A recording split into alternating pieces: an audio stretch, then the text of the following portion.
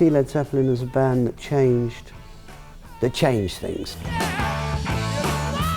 From the moment Jimmy Page brought them together, Led Zeppelin redefined rock and roll.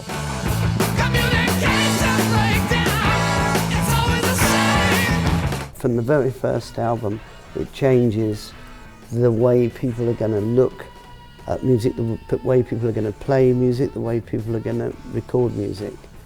Literally, the recording process and everything. Everything changes from that point.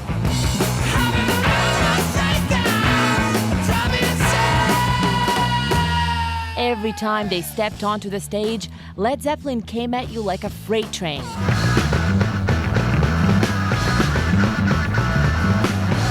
More aggressive, more experimental than their peers, they rapidly moved from small underground clubs to massive arenas within a matter of months.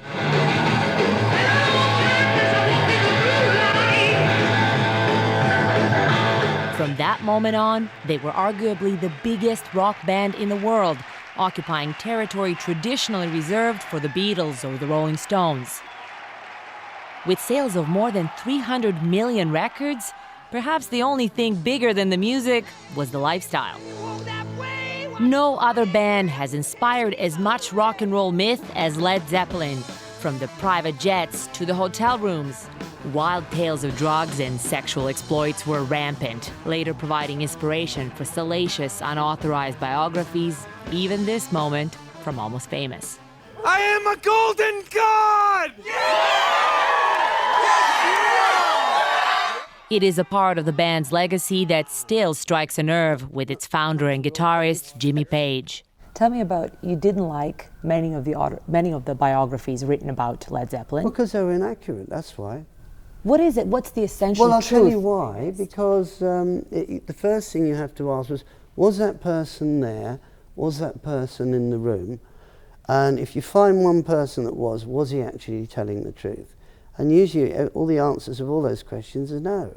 Regardless of whether or not the wildest rumors are true, somewhere in the middle of all that chaos, a quiet mission was unfolding behind the scenes. I sort of kept everything, really. I didn't sort of throw it away. So, yeah, I know how I was driven at that point in time. I'm still really driven now. Jimmy Page's place as one of the greatest guitarists of all time is a given. But few people know that he's always been Led Zeppelin's archivist, a meticulous collector of his band's history in music and pictures. So it was like, yes, let's do this, because there are so many gems that are within this whole collection that I've got. For the better part of the last decade, Page has been locked away, digging through his collection, and has slowly been unveiling it to his legions of fans. Since the release of his photographic autobiography, fans young and old have been rushing bookstores to meet him. All around time, I was on my way. They kind of revolutionized rock and roll and kind of brought it to life. His music, it's all about the style that he plays, his music, everything. I love everything about him. He affected music like forever, for like all past generations and like future ones, like forever. Like there's no one that's ever like been at that level of like innovation or talent or creativity or anything. So like, and no one ever will be.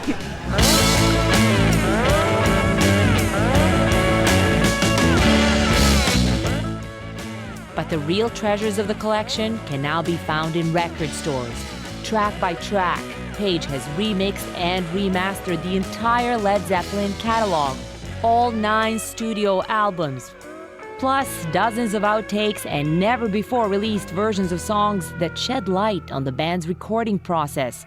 All of it meant to convey the full sound and power of those old recordings, not just for record collectors, but for the digital generation too. Because I was the producer of it, you see, I was in the studio at more times than the other members. And I was the one who tried sort of experimental mixes of this and that. You know, it's an authoritative approach to doing it. And it's almost like an academic project. But it was also personal.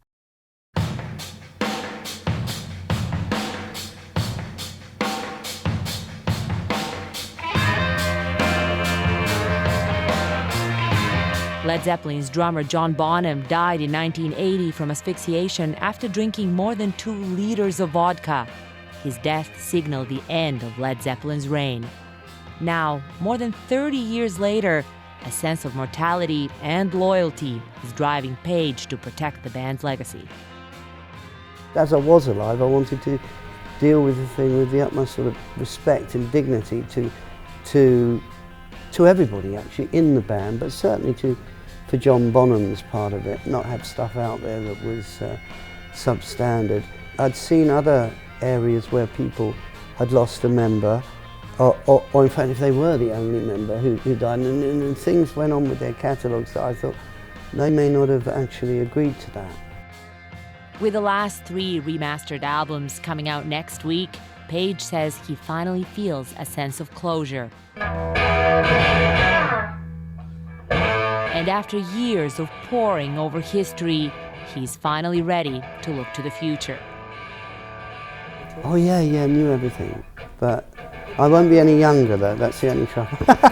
I don't know who don't know who I'm going to involve, but I just know that that's what I need to do.